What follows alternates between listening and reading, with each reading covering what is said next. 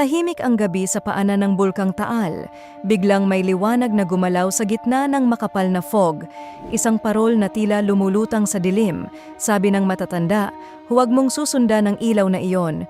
Ngunit may mga dayong umaakyat, nahuhumaling sa kakaibang liwanag at sumusunod ng walang pag-aalinlangan. Lumalalim ang gabi, sumisikip ang hangin at unti-unting nilalamon ng usok ang paligid. Sa bawat hakbang, naririnig ang bulong ng hangin at yabag na hindi mo makita ang pinagmulan.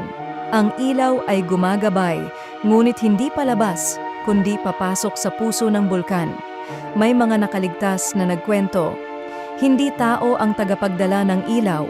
Wala siyang mukha at naglalaho siya sa gitna ng abo. Sinasabi ng mga lokal, ito raw ay kaluluwa ng mga nawala sa pagsabog ng bulkan, naghahanap ng kasama sa kanilang walang hanggang paglalakbay. Hanggang ngayon may mga nawawala pa ring umaakyat sa Taal, huling nakita, sinusundan ang misteryosong ilaw na iyon. Kung ikaw ang nandoon, susundan mo ba ang parol o tatakbo palayo? Like, share, at follow para sa susunod na kwento ng lagim.